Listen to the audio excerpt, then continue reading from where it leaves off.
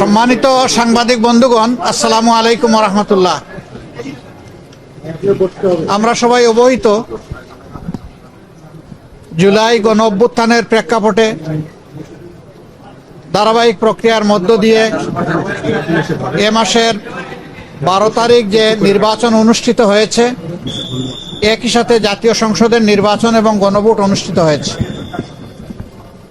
এই নির্বাচনে জাতি আশা করেছিল দেশের মানুষ নিঃসংকোচে, স্বাচ্ছন্দ্যে, উৎসবমুখর পরিবেশে তাদের ভোটের আমানতটাকে তারা প্রয়োগ করবে। দুঃখের বিষয় যে এটা পুরোপুরি প্রত্যাশা পূরণ হয়নি। বেশ কিছু জায়গায় অনেক সমস্যা হয়েছে, আপনারা জানেন, ওইদিকে আজকে আমরা যাচ্ছি না। আজকে ছিল নির্বাচিত জনপ্রতিনিধিদের শপথের দিন। আমাদেরকে চিঠি দেওয়া হয়েছিল গতকাল গভীর রাতে, যেটা আমাদের জন্য কিছুটা অস্বস্তিদায়ক ছিল।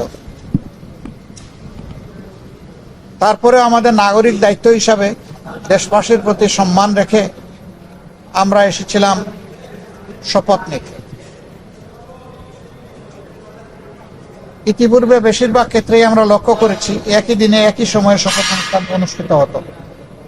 এবারে বোধহয় আপনারা তার ব্যতিক্রম লক্ষ্য করেছেন। সরকারি দল আমাদের আগে তারা শপথ নিয়েছেন। আমাদেরকে সংসদ সচিবালয় থেকে যে পত্র বা চিঠি দাওয়াতনামা দেওয়া হয়েছিল, সেখানে 2টি শপথের কথা উল্লেখ ছিল। বলা হয়েছিল সংসদ সদস্য হিসাবে আমরা প্রথমে শপথ নিব, একটা সাদা ফর্ম আমাদেরকে বিলি করা হবে, প্রয়োজনীয় লেখাজোখা শেষ করে আমরা সেটা জমা দেব। আরেকটা শপথ হবে জুলাই চার্টার এবং গণভোটের যে প্রজ্ঞাপন হয়েছিল তার ভিত্তিতে সেই শপথটা গণভোটের শপথ, সংস্কারের শপথ। এইখানে সংস্কার পরিষদ সদস্য হিসাবে আমরা আরেকটা শপথ নেব। আমরা হলে প্রবেশ করার পরে সংসদ সচিব আমাদেরকে জিজ্ঞেস করলেন যে স্যার, সকালবেলা সরকারি দল তারা শপথ নিয়েছেন, তারা শুধু সংসদ সদস্য হিসাবে শপথ নিয়েছেন, আপনারা কি করবেন? আমরা তখন বললাম যে আমরা 2টিরই শপথ নিতে এখানে এসেছি। আমাদের তো গভীর রাতে আপনারা দাওয়াতনামা পাঠিয়েছেন, তারপরে আমাদের কোনো কনসার্ন থাকলে আগেই আমরা জানাতাম। আমরা কেন 2টা শপথ নিলাম, ওনারা কেন একটা নিলেন? ওনারা কেন নিলেন তার ব্যাখ্যা ওনারা দিয়েছেন। আমরা যে ব্যাখ্যাটা দিতে চাই, আমরা মনে করি যে 26-এ কোনো নির্বাচন হওয়ার কথাই ছিল না।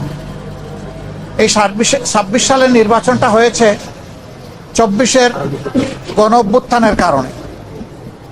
আমরা গভীর শ্রদ্ধার সাথে যাদের কারণে আজকের এই নির্বাচন, আজকের এই সংসদ, আমি তাদেরকে স্মরণ করছি, যারা জীবন দিয়ে দুনিয়া থেকে বিদায় নিয়েছেন।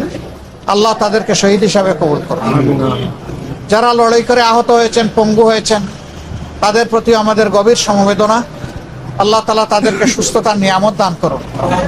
আর নির্বিশেষে গোটা দেশবাসী ফ্যাসিবাদের বিরুদ্ধে সেদিন লড়াই করেছিল, আমরা তাদের প্রতি গভীর কৃতজ্ঞতা প্রকাশ করছি। সম্মানিত সাংবাদিক বন্ধুগণ, আমরা আজকে হয়তো শপথ নিতে ভিন্ন চিন্তা করতে পারতাম, কারণ জুলাইয়ের আকাঙ্ক্ষা এবং গণভোটের রায়, এই 2টার প্রতি সম্মান দেখানো রাজনৈতিক দল হিসাবে আমাদের পবিত্র দায়িত্ব আমরা গণ্য করেছি। আমরা গণভোটের রায়কে সম্মান করেছি, জুলাইয়ের আকাঙ্ক্ষাকে সম্মান করেছি, যারা আমাদেরকে ভোট দিয়েছেন তাদেরকে সম্মান করেছি, এবং আমরা একমত হয়েছি যে এই শপথ নেওয়া আমাদের কর্তব্য। তবে আমরা মনে করি সরকারি দল শপথ না নিয়ে তারা জুলাইকে উপেক্ষা এবং অবজ্ঞা করেছেন। এতে জন আকাঙ্ক্ষার বিপরীতে তাদের অবস্থান বলে আমরা মনে করি। সংস্কারের বিপরীতে তাদের এই অবস্থান স্পষ্ট। যদিও তারা ব্যাখ্যায় বলেছেন যে সংসদ বসে তারপরে প্রভিশন ক্রিয়েট করে এটা তারা দেখবেন, আমরা এটা দ্রুত দেখতে চাই। যদি তারা জুলাইকে সম্মান করেন, যদি সংস্কারকে তারা ধারণ করেন, যদি আজকে যিনি প্রধানমন্ত্রী শপথ নেবেন তিনি নিজেও নির্বাচনী ক্যাম্পেইনে গিয়ে বলেছেন যে আপনারা গণভোটে হা বলুন। যদি এর প্রতি তারা শ্রদ্ধাশীল হন, আমরা মনে করি তারা ওই শপথটাও নেবেন। কার কাছে শপথ নেবেন সে দাবি আমরা করব না। ওনাদের পছন্দ মতো অ্যাপ্রোপ্রিয়েট অথরিটির কাছে ওনারা নিতে পারেন, আমাদের কোনো অসুবিধা নেই। কিন্তু আমরা দেখতে চাই জুলাই সম্মানিত হয়েছে এবং জুলাই স্বীকৃত হয়েছে। জুলাইকে অসম্মান ও শ্রদ্ধা করে স্বীকৃতি না দিয়ে 26-এর এই পার্লামেন্ট নিশ্চয়ই কোনো গৌরবের আসনে বসতে পারবে না।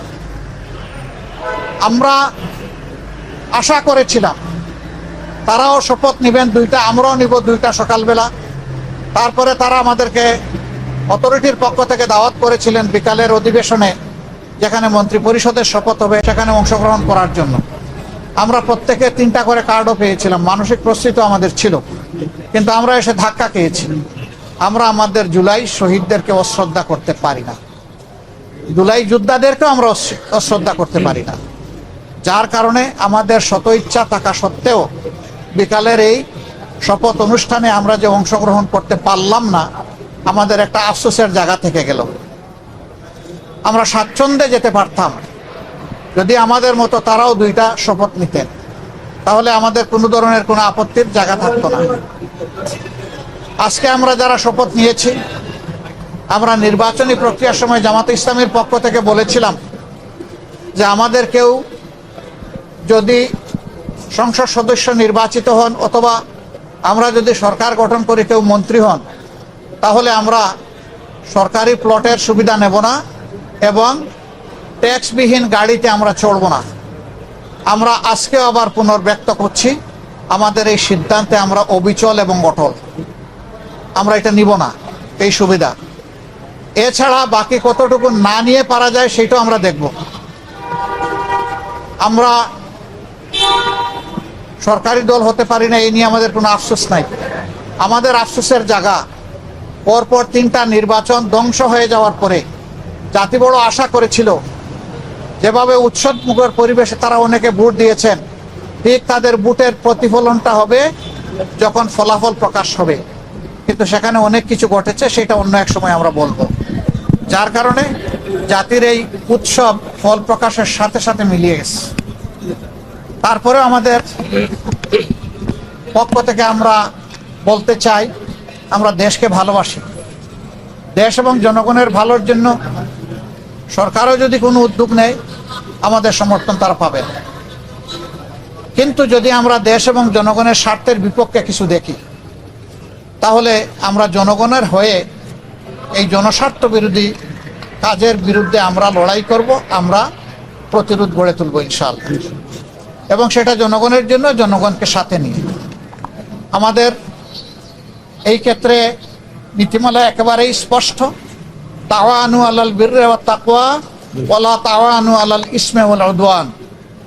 আমরা ভালো কাজের সবগুলাতে সমর্থন করব, কিন্তু যদি জনস্বার্থ বিঘ্নকারী কিছু হয়, আমরাই সবার আগে প্রতিবাদ এবং ক্ষেত্র বিশেষে প্রতিরোধ গড়ে তুলব ইনশাআল্লাহ। আমরা দেশকে ভালোবাসি, এদেশের মানুষকে ভালোবাসি।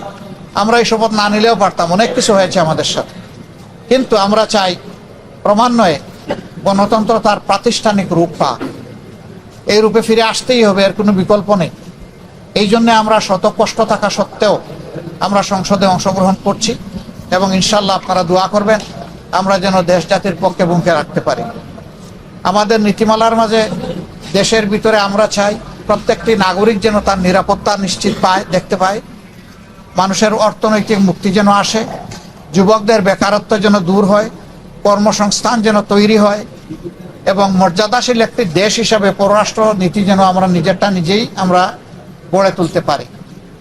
বিদেশের সকল সভ্য দেশের সাথে আমাদের আন্তরিক এবং বন্ধুত্বপূর্ণ সম্পর্ক থাকবে, পারস্পরিক শ্রদ্ধা এবং সমতার ভিত্তিতে ইনশাআল্লাহ।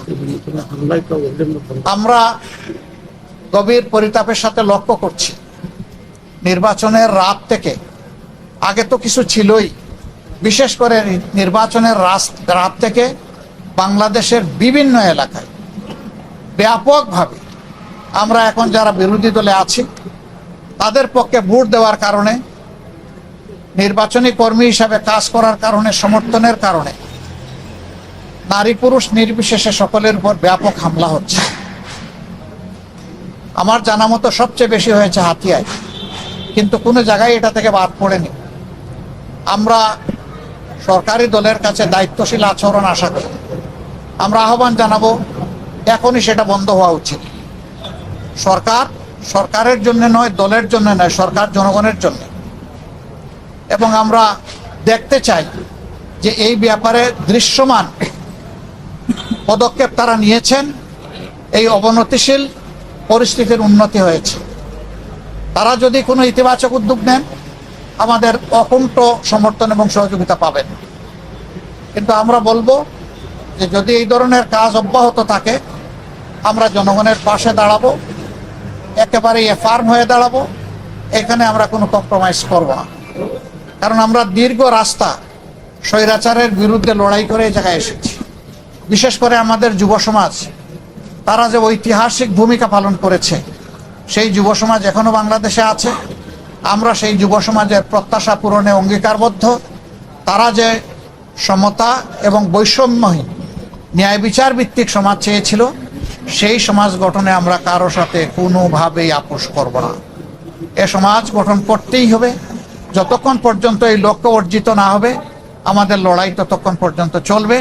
চলবে সংসদে, চলবে রাজপথে, এবং চলবে প্রয়োজনে আইনি ময়দানে। সব জায়গায় আমরা লড়াই অব্যাহত রাখবো ইনশাআল্লাহ। আপনারা দোয়া করবেন, পাশে থাকবেন। আমরা সবাই মিলে দেশবাসী বুকে ধারণ করে সামনে এগিয়ে যাব। আমাদের কাছে দল বড় নয়, ব্যক্তিও বড় নয়। আমরা আমাদের বিদেশি বন্ধুদেরকে অনুরোধ করব, আমাদের দেশের সাথে, দেশের মানুষের সাথে আপনারা সম্পর্ক বৃদ্ধি করবেন। এখানে আপনারা যদি বিনিয়োগ করেন, আমাদের যুবকরা কর্মসংস্থানের সুযোগ পেয়ে যাবে। আমরা এটাকে ওয়েলকাম করব বিরোধী দল হিসেবে। আমরা চাই আমাদের দেশ এগিয়ে যাক। আমরা চাই না দেশ কোনো আর অন্ধকার গর্তে চূড়াবালিতে হামাগুড়ি খাক, এটা আমরা চাই না।